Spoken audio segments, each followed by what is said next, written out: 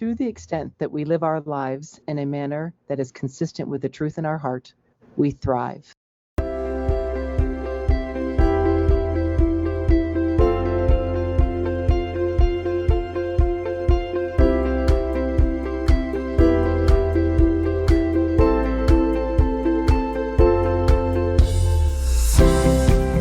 Welcome to the Meier Clinics podcast, and you just heard a quote from one of your hosts, Dr. Lisa Day. Join our licensed clinical professionals from various backgrounds as they discuss fascinating mental health topics with a wide range of guests. Meier Clinics is a Christian counseling organization with multiple clinics nationwide dedicated to treating the whole person, emotionally, physically, and spiritually. Welcome to our listening family. We thank you for joining us.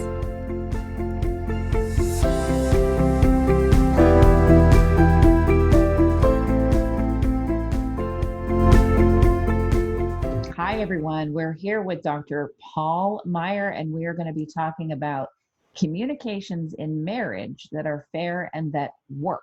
Hi, Paul. How you doing, Kristen? I'm doing good. I think this is apropos. It's May 28th, 2020, and it's just so people know where we are in terms of the coronavirus. And there are a lot of people that have been really tested, having to shelter in place with their respective mates. Yeah. So, And I'll tell you, I've had a very, very surprising experience because I have about 300 clients that are current, and I, lest I scare people, I don't see them an hour each for therapy. I used to do that a long time ago. Our therapists here at the clinic see them, but I see them about 15 minutes once every 3 months, and I check on their medications, but we also chat a little bit, and so I've been really pleasantly surprised that, of course, I'm in Texas, so things are a little bit more conservative here than some places, but almost all of them are doing just fine. I say, how you doing? Just fine. Do you need any extra medicine because of the pandemic? No. Well, maybe I could use an extra one of these or one of those, but almost always say, no, I'm doing okay. It's boring, but and if they share anything, I mean, there've been maybe one out of 30 or so or 20, maybe one out of 20 will be more, quite a bit more uptight, worrying about it, but not a whole lot. And but I've had a couple out of the 300. I've had maybe 2 or 3 that got depressed, but it's been because of being stuck at home with a narcissist or a passive aggressive mate or things like that. It's been mostly marital things that got them depressed, or finances. right. Because a lot of people are about to lose their businesses and stuff. And fortunately, here in Texas, we turned that around sooner than most places. And the states, and my kids live in Florida, and the same there, that Texas and Florida have the lowest death rates in the country, and yet they're the most open. In fact, even Georgia that opened too soon, and even Trump got mad at them, has one of the lowest death rates. So the ones that are open, I think, have a lower death rate. And I think part of that might be because it turns out that 60% of the people that did die from COVID-19, which is probably about half of the number that got counted. Dr. Burke said at least 25% were falsely counted, but they'll correct that later. But anyway, out of the ones that did die, 60% were super low on vitamin D. And so you need sunshine to have vitamin D. So that saying, stay inside, save lives, was actually wrong. Stay inside and you're more likely to die, because you need vitamin D in order to have resistance to any kind of viral illness, and you have to have sunlight so really stay outside and stay alive, or keep people more alive. Just, keep your social distance and things, but be sure, if you are listening and you're in a strict state, be sure you do get at least in your yard, and get some sunlight. And but that's a side point. But so in here where I live anyway, the people that do get upset and uptight and things like that, it's either over finances or more so over marriage. And most of my clients have grown closer to their mate, closer to God, because you're facing the potential of death and things, even though it got overblown. But they've gotten closer to God and closer to their mate and their kids because they were stuck with them at home. And so, and for a lot of people, it's been a real blessing in the long run. But for some, maybe, I'd say, maybe 1 out of 5 or so, there have been more conflicts with the mate because they're not used to spending that much time together. And so I've been using 24 guidelines, for fighting fair in marriage, and I modified it. I modified it and amplified it for our podcast that we'll do today and probably maybe 1 or 2 more days on it to help people communicate better with their mate in a way that's productive. If unless your mate's a total jerk and you need to not communicate, we'll go into that too. I hear a lot of married to a narcissistic mate. Yeah. I hear a lot of just getting really irritated with each other because you're in each other's pockets. And I noticed for me, I've been living alone for quite some time, and that has its pluses and minuses too. And the good of living with with a mate is, for me, far outweighing the, I don't want to say bad, but the not seeming as good. But I did notice the other day, I went to the store by myself, and my mate doesn't drive. So, but I went by myself, and I felt so free. I was much calmer. I was not quite so snippy. I mean, we're not, at war, but I didn't get quite so irritated. And I thought, oh, here's the indicator. So I'm actually going to go away this weekend on my own and just spend some time by myself,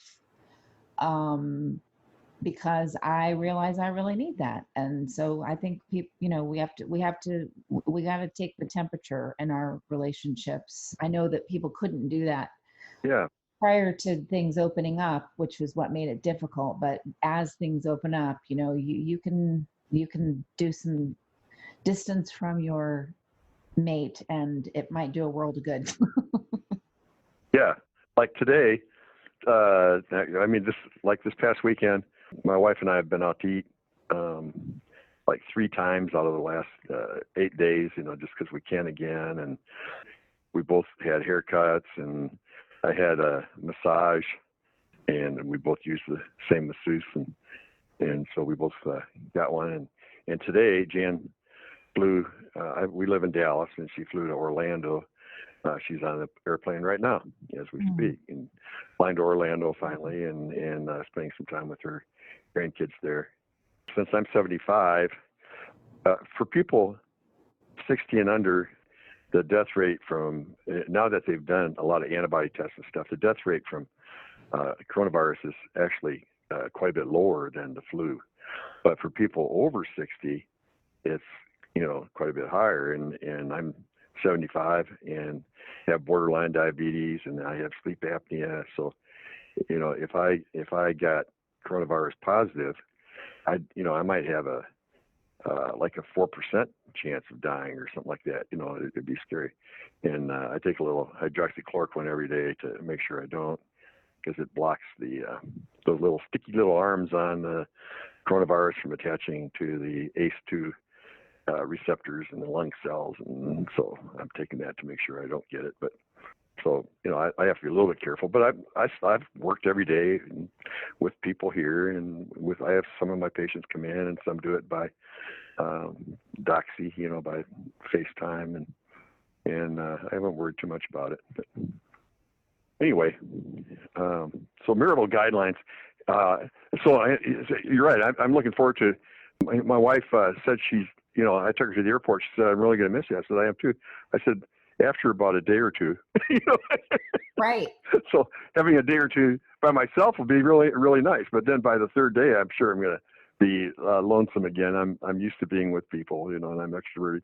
And people that do live alone, like you, I strongly encourage to maintain close friends. Like I got my prayer partner lives in Paris, but we've been emailing each other, 2 or 3 times a week for 20 years now. So you can do it by FaceTime or email or messenger or whatever you call it, and you can communicate in different ways like that, and it really does a lot of good.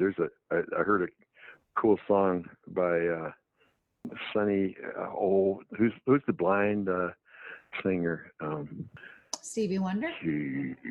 Yeah, Stevie Wonder. Yeah, there's an old song that he sang that's really cool, and I've sent that to some friends and stuff that where he's in the video he's talking by phone, and he's saying, it's nice to say I love you, da da da da da da da da da. It's nice to say how much I care, and it reminds me of during this era of time, during the pandemic, it's nice to tell people that you love them, and whether it's a romantic love or just a good friendship love, and communicate by phone or other ways, and maintain some fellowship, because no man's an island, no man stands alone. We all need to love and be loved, and so maintain some connection.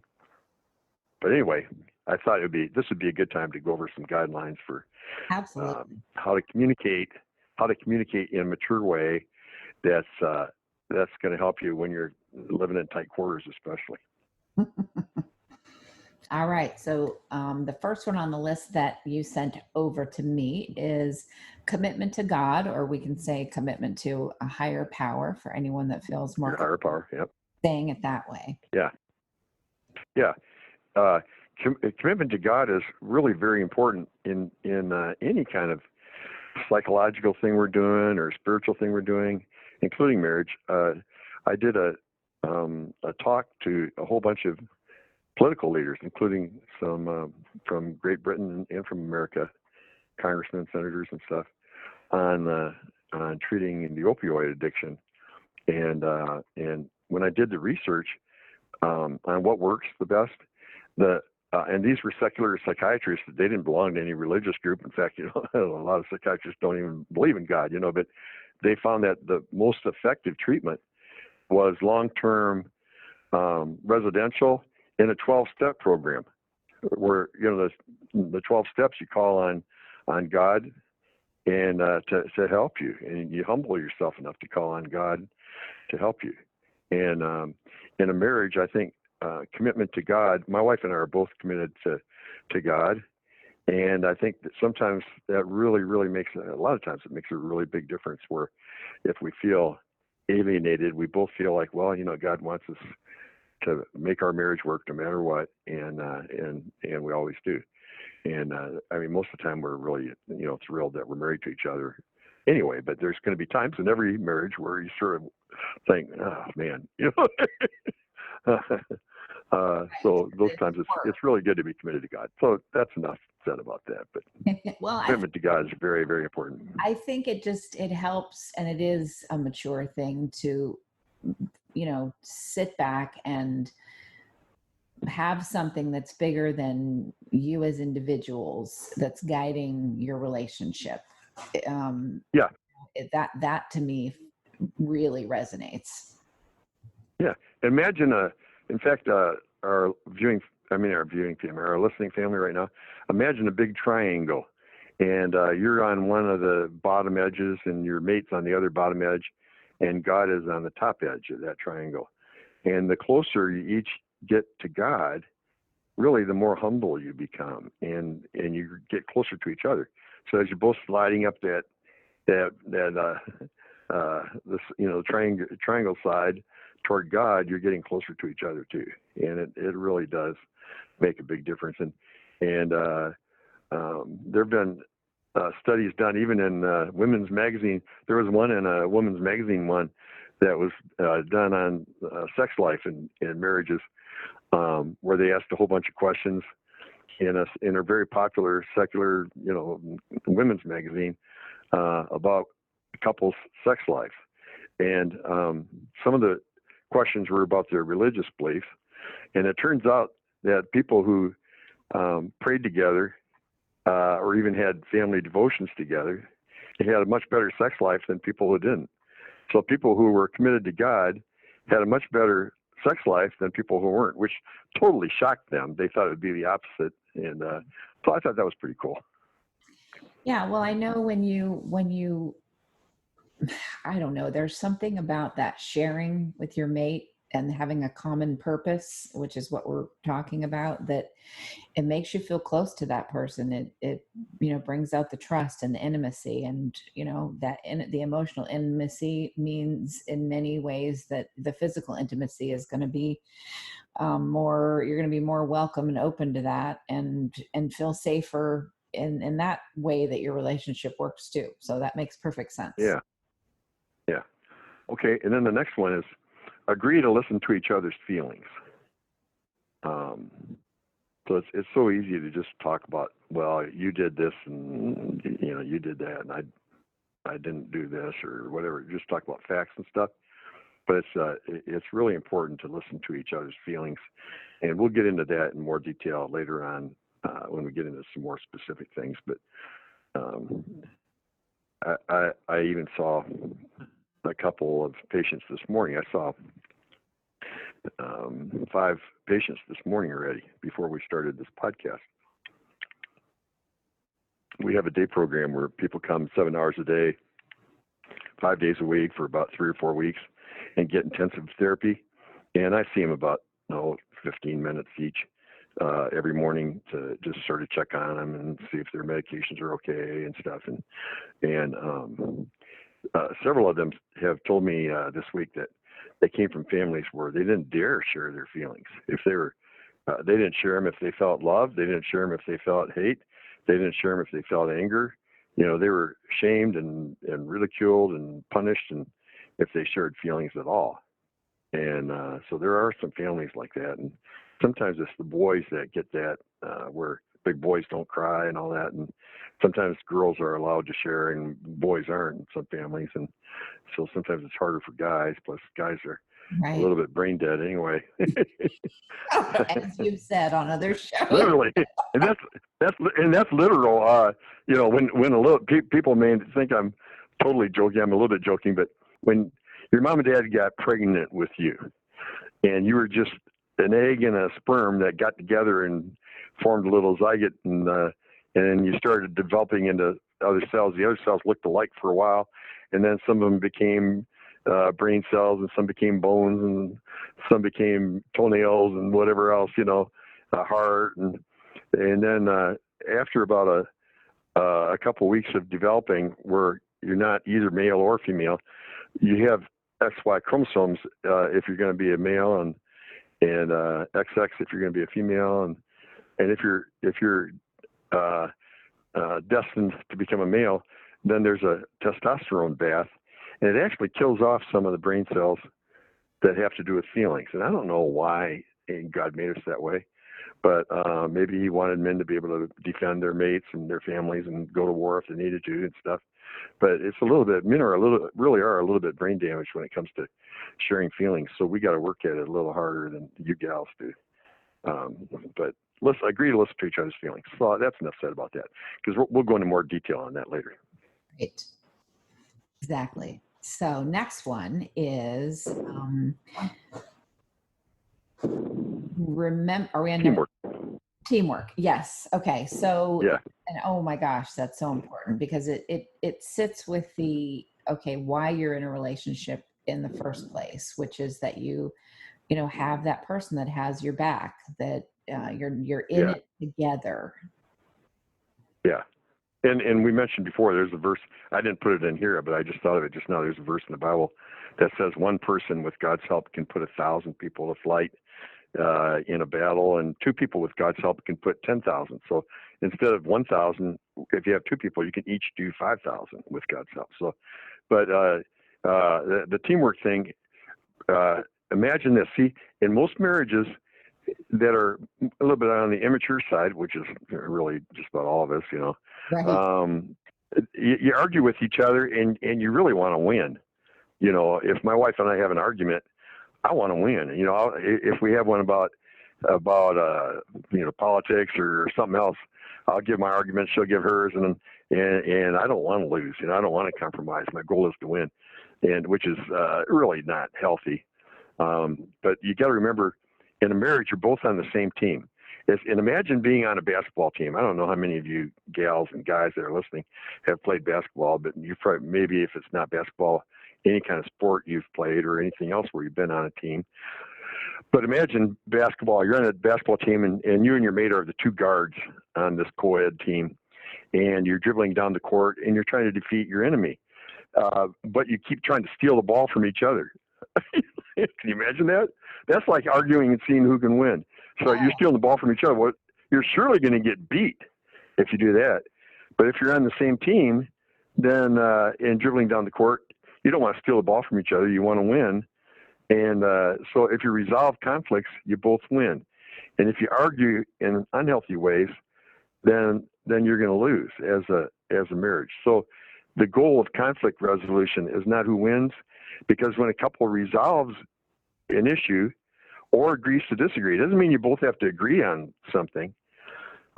If my wife and I disagree on things, most of the time when we share feelings and discuss it openly and humbly, we realize that we're both a little bit right and a little bit wrong, and we come to a compromise.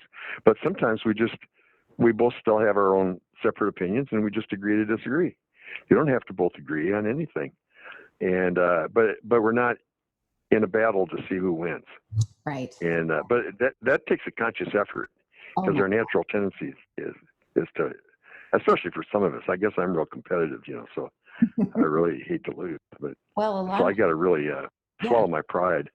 Yeah, and if you had, like, my mate and I both had divorced parents and very toxic relationship in a marriage. We did not have good examples, and so the tendency to follow that pattern and take out all your frustration, like something as seemingly nothing as, okay, you are going shopping together and one of you decides to stay in the car and the door automatically locks on the passenger side, and the mate goes in to go shopping, and they come out and you forgot to unlock the door. So they go to open it and it doesn't come in, and you're not getting it quick enough for them. And they're,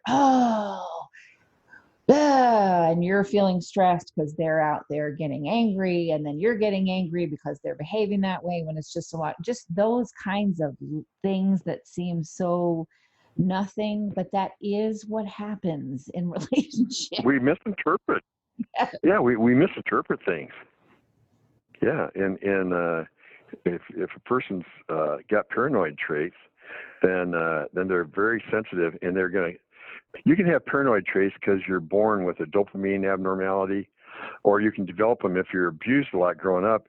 And like if you had a nice little puppy and you were nice to it most of the time, every day, once a day or twice a day, you kicked it across the room. Well, that dog would become more paranoid, and he would think all the big humans are going to kick him across the room. So a stranger walks in who's a really nice stranger when the dog's 2 years old, and he'd growl at the stranger, thinking I better protect myself because he or she's going to kick me across the room. And so if somebody got kicked across the room growing up, figuratively or literally, then they're going to tend to, and they get married to a nice person, then that nice person may do something like that, accidentally leave the door locked or something, but they're going to assume that they're getting kicked because that's what happened in the past. And so and you can be born with it and have really nice parents who still have those traits, but people with paranoid traits are going to tend to be more, they're always right, you're always wrong, condescending. They want to be in control, overly controlling, and very sensitive. They get their feelings hurt easy, and they tend to be more critical, and they ascribe evil motives to others. So they think even when you do nice things that you're doing not nice things. So that can come from either genetics or from growing up in an abusive childhood if you haven't resolved it. So that's a good point that you made. I didn't even have that in my outline here, but that's really a good point. And something else that I just thought of that I didn't put in my outline to you is that you shared is that you tend to argue the way your parents did. Mm-hmm. And that's a really good thought, because that's important to remember, that about 85% of the way you look at life is formed by your 6th birthday, unless you get therapy or mature or listen to nice podcasts like this one and grow up, from learning things here. But we tend to, our view of God, our view of men, our view of women, our view of marriage, our view of communication is pretty much formed by age 6. And unless we make a re-decision, we change our minds about things. And so everybody needs to think about what Kristen just said, is how did your mom and dad communicate? And in what ways was that healthy? In what ways is that unhealthy? And am I doing the same thing? That's really a good point. I wish I would have thought of that. I'll add it to it if I make this into a book or something. Another thing that I thought of when you were sharing that, Kristen, that I don't have in my outline here, is that it's a good idea.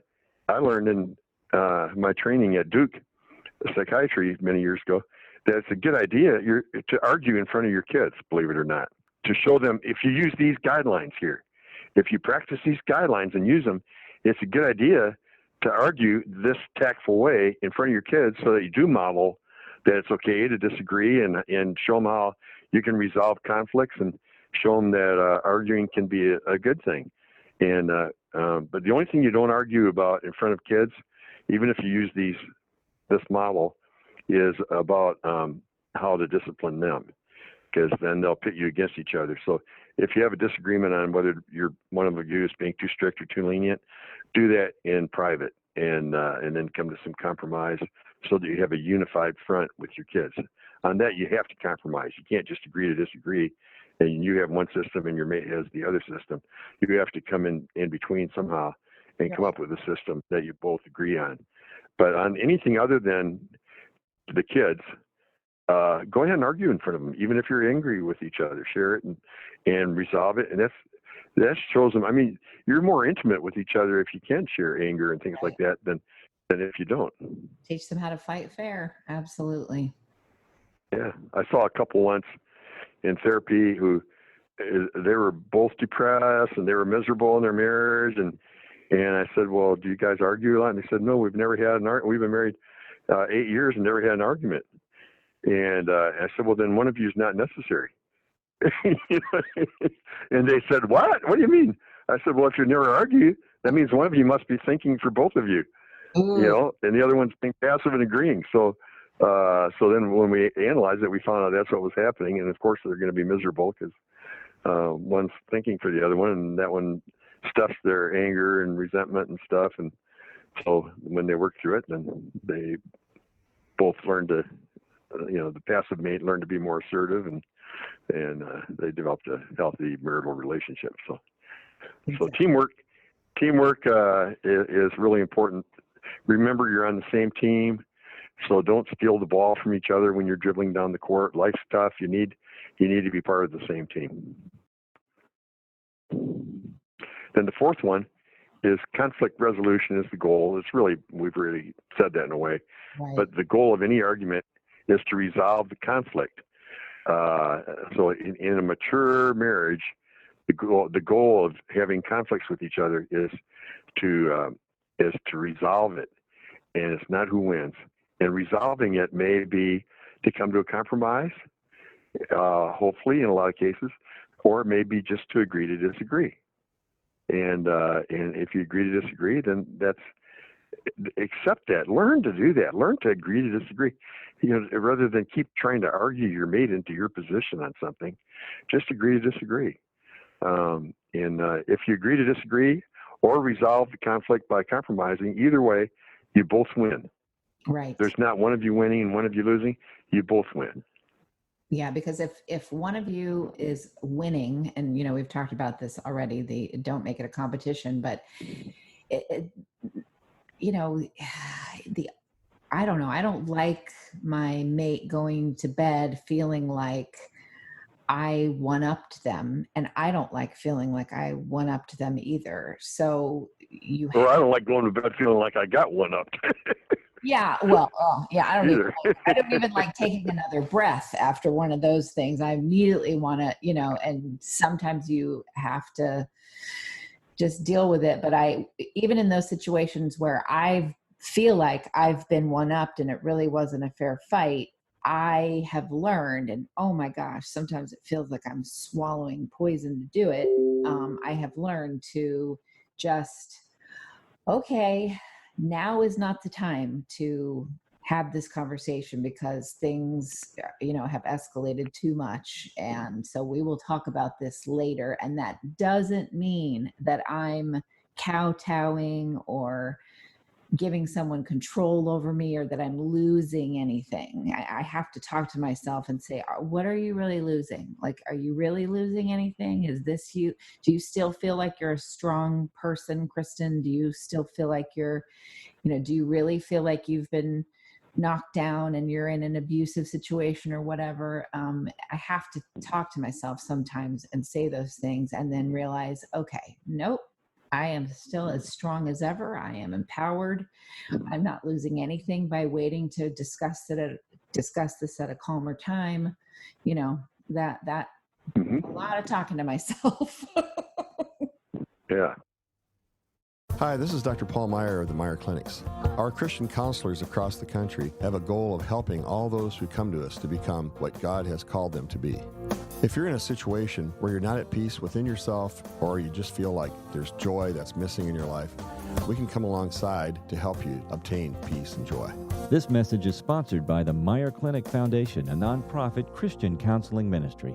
The number is 1-888-7-CLINIC, 1-888-7-CLINIC. So for number 5, we have never attack each other. Yeah, never attack each other. And what I mean by that is another aspect of being on the same team is you don't call each other names. Like it's easy to get mad at each other and say, well, that's stupid, or oh, you're an idiot, or you're a narcissist, or you're this, or you're that. Don't call each other names. Right. Even if it's true. You don't call each other names. And a mature couple will discuss their differences of opinion or perceived offenses while listening to each other's opinions and feelings, and either agree on a compromise or apologize for an offense or agree to disagree, but all without attacking each other or calling each other names. Right. So don't call each other names.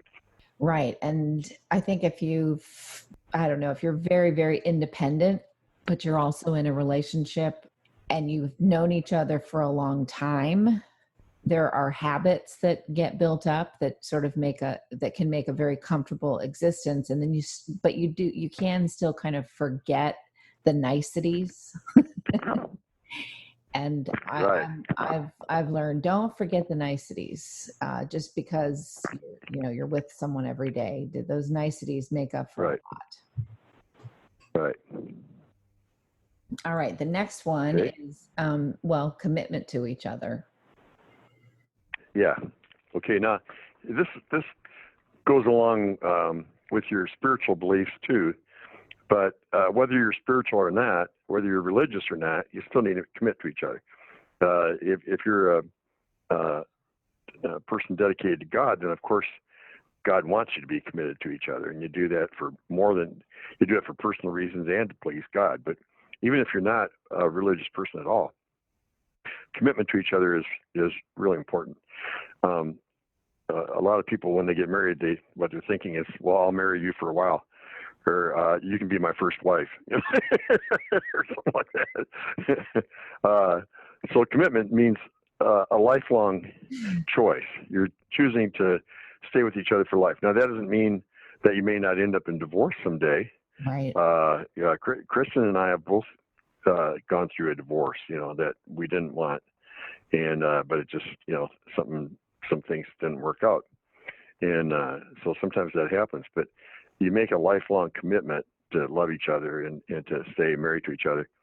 And when you do that, it's important to remember that, when you first meet, you fall in love and you get close, and there's a level of intimacy that each of us is comfortable with, and it might be closer for one mate than the other. And when you get a little bit too close for one mate, and the other one still wants to get closer, then the one that feels too close will push you away in unconscious ways and sarcasm and stuff. And so it's a push and pull relationship. And then as time goes on, it's easy for that love to wane. I heard a joke that's a little bit of an exaggeration of this, but they said marriage is like taking a hot bath. Once you're in the tub a little while, it's not so hot anymore. But in a way, that's true. But I mean, it can remain hot for life, you know. And but in a lot of marriages, that tends to wane, you know. Yeah, and the whole idea that it's supposed to be hot for life. There's such ridiculous, immature stereotypes around what marriage really is. I mean, no, you're not going to be hot for life, for goodness sakes. That's not how you're not even hot with your, you know, I don't mean hot in, you know, any kind of a sexual way. I just mean you're not going to be as bonded and close to your closest friends sometimes, because life comes in, things happen, and you know, it's so unrealistic. People go into something as important and life defining as marriage, and there's this idea of, oh, we got to do this 3 times a week, and we're supposed to with each other every day, and if we're not, then there's something wrong. And it's just, my God, you have to be able to breathe and grow as your own individual self, or you're never going to be happy in a partnership with somebody else. Yeah. Now, you do grow. I do believe that you grow closer together emotionally the longer you're married. I know my wife and I are honestly a lot closer now. We've been married almost 14 years, and we're closer now than when we first got married, but it's more of a emotional intimacy rather than that feeling of that puppy love feeling of, oh, I'm in love, you know, and all that sort of thing. We still feel romantically related. If she gives me a hug, if she walks up and gives me a hug like she did yesterday, it still feels wonderful. It still feels good, but it's not like you're just head over heels emotionally. I don't know what you call it, puppy love type of thing. Yeah. And but if you grow cold in your relationship, then there's a neat chapter in the Bible where God tells how to get 3 steps for getting closer again. And I think they apply to marriage. So I've been using these for many years. So in Revelation chapter 2, there's a church where God compliments the church at Ephesus, which is in Greece, I believe. I've been there. It's a beautiful city. I don't know if you went there. You went to Greece. I don't know if you saw Ephesus or not. I did. It could be in Turkey near Greece, but I went with an angry beautiful city and came home. So that was not a good experience. Oh yeah, that's right. Remember? But anyway, John wrote the book of Revelation, and he wrote a letter to the church in Paul did. Paul wrote a letter to the church in Ephesus, and he said. But it's mentioned, I mean, it was God that inspired the letter, and God was really saying a lot of good things that they're doing. He said, you're doing a lot of good things. You're doing this, you're doing that, you're helping people here, you're helping people there. But I only have one criticism. He said, you've lost your first love for me, for God. Mm. So it's not like they didn't love him, but they just didn't love him as much. They were getting more into a ritual of, in a routine. They were still helping people and stuff, but the depth of love and enthusiasm that they felt for God when they first became believers had significantly decreased. And God says, so here's 3 things I want you to do. And I wrote a book years ago called Love is a Choice, and it's a choice. I was on Oprah with that one, and it sold 1.5 million copies, and it's still selling real well. It's a bestseller in Germany right now in German. They just this past year made an audio book out of it. But anyway, love is a choice. But he said, here's how you can choose to get that love back. He said, step number 1 is remember from whence you've fallen. Remember what it was like when you did love me. So stop and think about what are the things that you said and did when you did love me. So let me skip down to number 7, and then we'll come back up to that. Okay, so remember is actually step 7. A mate can start by remembering the romantic and loving feelings that were present early in the marriage, and remember the loving things that were done for each other. And as human beings, we all take each other for granted and forget the importance of maintaining those love feelings and behaviors. So do the things that you did, even if you don't feel strong romantic feelings. If you used to get flowers once in a while, go get some flowers. And if you used to write a little love note, write a little love note. And try to remember what the things that you did when you were first in love in the first year of marriage, and do some of those things. So that's number one. So remember from whence thou art fallen. And then number two is repent, which just means to recognize that the decision that you initially made to love each other deeply in the relationship now has declined in intensity. And so it'd be wise for each member of the couple to make a redecision. Okay, I'm going to decide all over again to love you deeply.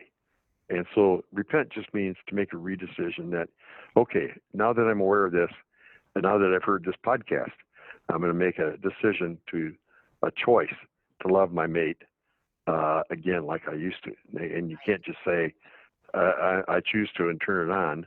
It's not like it's that easy. But you remember the things you did, you start doing them again, you repent, and then the third one is to do the first works, whether you feel like it or not.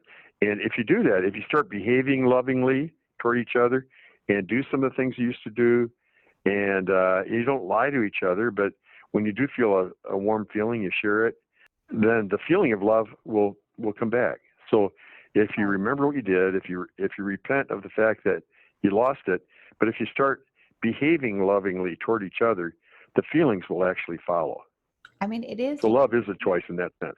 Yeah, and it is like exercise. I mean, we create these where our brain is constantly laying down tracks. And if you stay in that same track, and it's a good one, great. But if you start going down a negative track, your brain's going to groove right on in there and it's going to stick around. And so the only way for you to jump tracks to a more positive vein is to do the behavior that's going to help you take a different track. And I think we forget sometimes that, we are animals. We are programmed to, do certain things certain ways. And no matter how much love you say you have for something, you are going to be a human being, and human beings can get lazy. So, yeah. Like that's another thing that's happened during this COVID-19 pandemic that a lot of couples have shared with me when I've gotten on the computer FaceTime with them. Lots of times both of them will be sitting there chatting with me, or if they come in here and see me in person, they've put on 5 or 10 pounds because they're used to being out, being active and things, and then they felt stuck in their houses, for so long, and so they didn't get the exercise they used to. They used to go out for long walks and stuff. And so when now that they're getting back out and they're going for a walk, they're finding that it's not that hard to get back in the groove again. It might be hard the first day, but once they talk themselves into it, if you're used to doing it, then they can get back into that groove. The same thing in a marriage.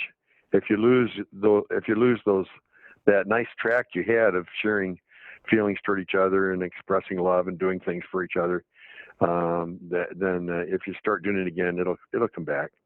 Absolutely. And you'll feel it again. Try to remember that you are an animal and you do certain things, that go along those guidelines. That's why I love our show, the Happy Brain Podcast, because Dr. Bruning talks so much about, this is what, this is how we've been going along, evolution, of our lives as human beings, dopamine, serotonin, the things that you've talked about, Paul. I mean, chimps do this, sharks do this. Well, human beings do this. Yeah. You can develop good habits or bad habits. Yep. But there's nothing wrong with having a good habit. I've been walking every day because I live way out in the country. So we haven't had the restrictions that people that live in the city do. And I've been walking every day, about 2 miles a day, with someone that walks way faster than I do. And I hated it for 2 weeks. I was sore. I thought I was like, this is nuts. This is ruining my whole rest of all the grumpy things that you say to each other. And I'm never going to be able to keep up with this person. And I kept thinking, when is this going to feel good? Like, when does this start to actually feel good? Isn't it supposed to help? And sure enough, I hit my stride and now I feel fantastic. But the dialogue that you say to yourself, it's the same thing in a relationship, with your partner. It's that dialogue, even when it doesn't feel good, or you really don't want to do that nice thing, because it's just so much easier to get into the laziness of life. You have to have that self-dialogue of, nope, these are building blocks. I'm not going to just go back to habits. I want this to move, making that conscious choice to move this in a better direction.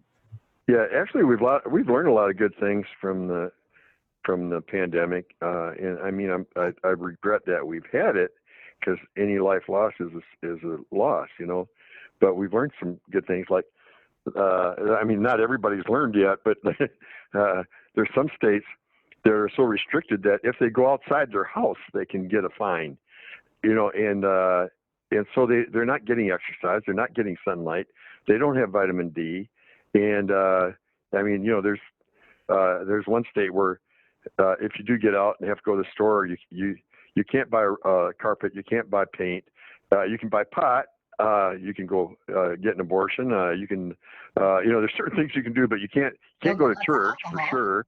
not even if it's in cars parked right 6 feet apart from each other. But you can, it's just ridiculous, strict rules, and maybe they mean well, or maybe they're just not too smart, but being overly restricted has really caused a lot of people to get depressed, because they're not loving and being loved. They're not getting out and getting some exercise.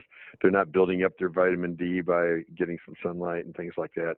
And so it's good to you can't even walk to your own house, and if you have two houses a block apart, you can't walk to the other one and stuff in one state. And yeah. I mean, it's been bizarre. This whole experience has been bizarre, but yeah. I have a lot of people. In the death rate in those strict five strictest states is 20 times, literally between 12 to 20 times higher per million population than it is in the states that had very few rules, like Florida, Texas, and those ones. So, I think they meant well. Hopefully they meant well, and just wanted to keep, maintain lives, but they went about it in a way that will cause loss of lives. But I don't want to get political, so I'll skip that. Right. Okay. Exactly. The next one, the next one though is very important before we run out of time. Is maybe we can cover 10 and 11 before we'll cover those, and then but because they're related. Okay, number 10 is no shoulds or shouldn'ts. Don't ever use the word should or shouldn't with your mate. And that's hard to do. I mean, my wife and I both do that and catch ourselves. Well, you shouldn't do this. Well, you should always call me if you're going to do this. You should always do this. You should do this. You shouldn't do that. And anytime you use the word should or shouldn't with your mate, you're being that your mate's father or mother. If father if you're a guy, and mother if you're a gal. And your husband already had a mother. He doesn't need another one. And you gals, you already had a dad. You don't need another father. You need your husband to be your equal, your mate. And shoulds and shouldn'ts are okay with kids. They're okay if you're a professor and you're teaching your students to use shoulds and shouldn'ts, but it's not okay in a marriage. That's a no-no. Shoulds and shouldn'ts are a really lousy way to communicate, because automatically, if I hear my wife say, well, you should do this or you shouldn't do that, my automatic response is going to be to want to defend myself. And what you should do instead, and I can tell you what you should or shouldn't do, because I'm teaching you right now. So what you should do instead is use I feel messages. And so we can end the program with this, because we've been talking long enough, but I feel messages are very effective. Do you really want to win an argument? Here's a good way to win. Share I feel messages, because again, I'm talking about winning in a way that you both win. Right. I'll give you an example. I'm working and my wife happen, and it could go either way, where the wife's working and the husband's fixing supper. I don't want to be chauvinistic here, but I'm working at my office as a doctor, and I tell her I'm going to be home at 6, and she says, well, tonight, I'm going to fix some, she's a Mississippi gal, so I'm going to fix a Southern meal for you tonight or something special. And so I said, okay, I'll be home at 6. And then something comes up at work, an emergency or something, or a semi-emergency, and I don't call her, and I get home at 7. And some of the stuff is overly cooked and things, and she could say to me, Paul, you should call me if you're going to be home an hour late. I could do something about it. You should call me. And she'd be absolutely right, wouldn't she? She'd be telling the truth. But I would automatically say, really, most of the time I would automatically say, well, no, I shouldn't have, because I had an emergency, so I couldn't. But really, you always can. There's no such thing as can't. That's another one we're going to cover later. But instead, if she says, Paul, I feel neglected or discounted, or I feel angry, if she says, I feel this way when you come home an hour late and haven't called me to let me know, then I can't argue and say, no, you don't. You know what I mean? She feels that way. She's not saying, Paul, you have to change. Right. Paul, from now on, you always have to do this. She's saying, here's how I feel when you do that. And when she does that, I melt, and I'm not defensive, and I say, you're absolutely right. I could have been more thoughtful and just texted you or stopped 1 minute to let you know that I had a suicidal patient that I needed to deal with. It wouldn't have been that hard to just pause for a moment and text you that I'm going to be home late in an hour. So then I apologize, and she wins, and we both win. Right. So I feel messages work, but you should or you shouldn't messages just create defensiveness. And so the Bible, again, tells us to speak the truth in love to each other. So should or shouldn't might be true, but if you do it in a loving way, it's better to say, here's how I feel about what you did or didn't do. And whether you change that or not is up to you. And when I'm told that way, that makes me want to change. Absolutely. And you have to figure out how someone is motivated. That's why sometimes you do have to say, okay, I'm not going to say anything right now because it will probably not be received well, or I'm not going to be a good deliverer of what I'm feeling. So I'm just going to take a break and talk about it later. Yeah. And that's right. Sometimes you do need to express it later. And if you're so upset that you don't think you could do it tactfully, then you may put it off. Or if one mate starts to share,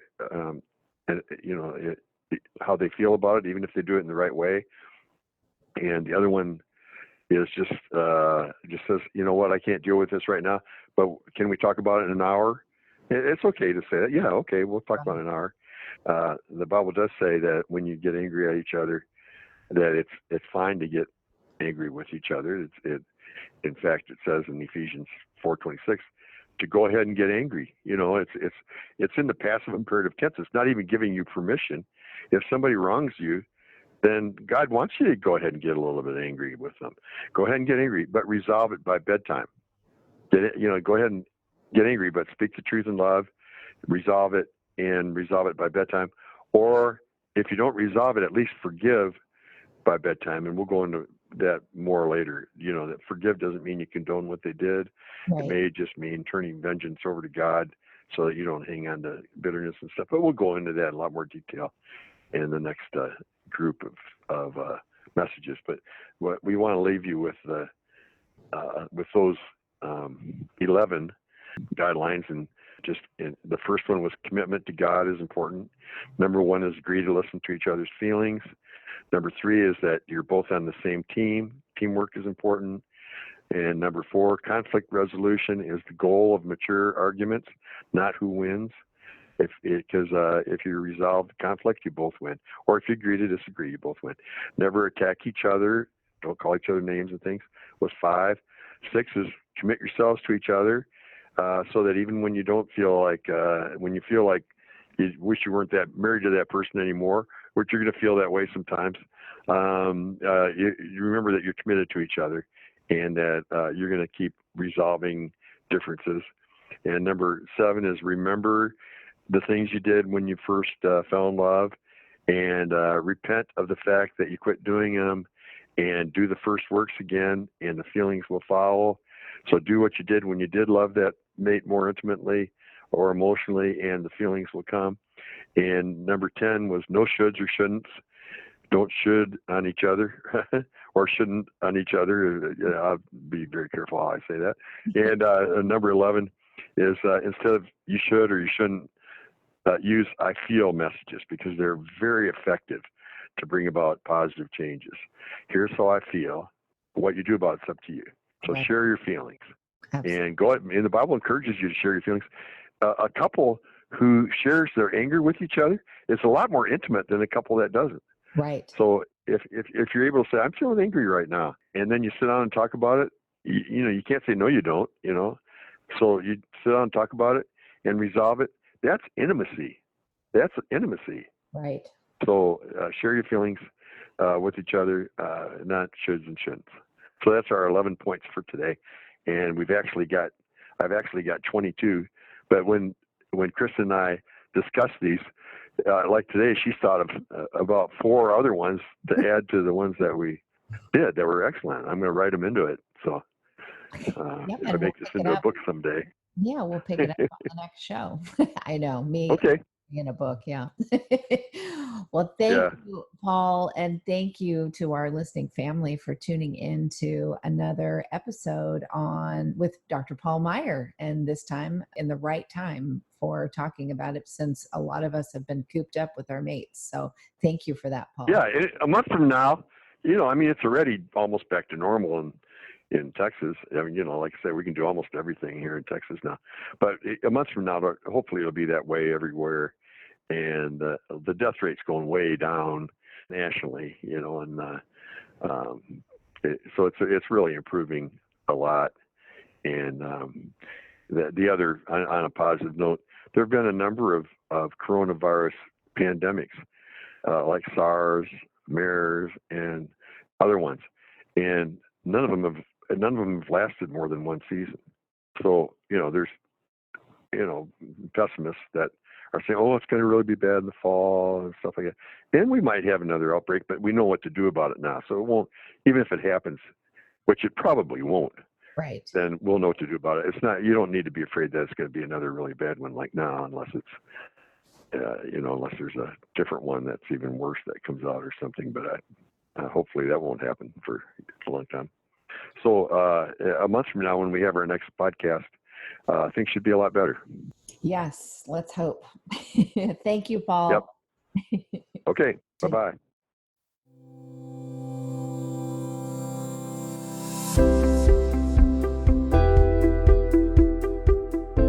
We hope you enjoyed this podcast. Tune in next time for another engaging discussion on relevant mental health topics. If you have any questions about Meier Clinics, please visit our website at meierclinics.com.